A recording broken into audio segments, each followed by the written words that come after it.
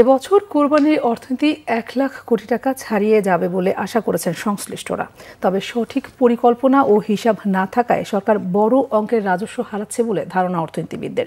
Supply chain ঠিক করা গেলে এ খাত থেকে কয়েক গুণ বেশি রাজস্ব আদায় সম্ভব হবে বলে মনে করেন তারা। বিস্তারিত মামুন আবদুল্লাহর রিপোর্টে। ঈদুল আজহাকে কেন্দ্র করে কোরবানির আগে ও পরে দেশে লেনদেন হয় হাজার কোটি টাকা।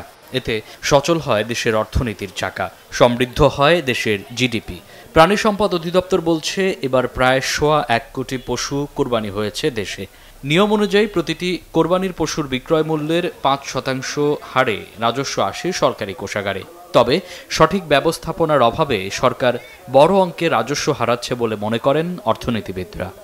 ঈদকে কেন্দ্র করে যে হাটগুলো ইজারা দেওয়া হয় সেই হাটগুলোর ব্যবস্থাপনাটাকে আসলে উন্নত করা আমাদের সময়ের দাবি হয়ে গেছে, এবং সেখান থেকে প্রপারলি সঠিকভাবে আপনার সঠিক ক্যালকুলেশন করে সেখানে ট্যাক্স নেওয়া হচ্ছে কিনা সেই তদারকিটাও আমার কাছে মনে হচ্ছে সরকারের দায়িত্ব আরো বাড়ানো উচিত। সরকারের তদারকি আরো বাড়ালে আমাদের যে কর রাজস্বের যে ঘাটতি রয়েছে সেটা লক্ষ্য পূরণ করা সম্ভব।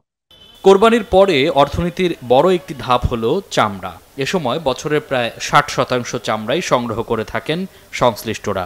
তবে এ খাতেও অব্যবস্থাপনার কারণে সম্ভাবনাময় অর্থনৈতিক খাত ধ্বংস হচ্ছে বলে মনে করেন অর্থনীতিবিদরা। গরুর সাপ্লাই চেইন এবং চামড়ার যে সাপ্লাই চেইন, এই দুটাকে আরেকটু সাইন্টিফিক করতে হবে, আরেকটু মনিটর করতে হবে।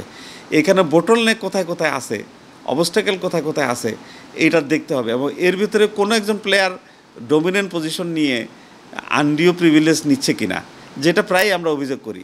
এগুলোকে যদি ইফিশিয়েন্ট করা যায়, রিফর্ম করা যায়, তাহলে আমাদের বর্তমানে যে স্লাইটলি বেশি আছে ১ লক্ষ কোটি টাকার যে মার্কেট, এটা অনেক বেশি বেড়ে যাবে এবং ২-১ বছরের ভিতরে ডবল হয়ে গেলে খুব বেশি আশ্চর্য হবেন না। কোরবানির অর্থনীতিকে আরও সমৃদ্ধ করতে পশুপালনকারীদের এবং সরবরাহকারীদের স্বল্প সুদে ব্যাংক ঋণের সুবিধার পরামর্শ অর্থনীতিবিদদের। সরকারের ট্যানারিকে লোন দেয় স্পেশাল ইন্টারেস্টে, কিন্তু কোনো হোলসেলারকে দেয়। মামুন আবদুল্লাহ, বাংলা ভিশন, ঢাকা।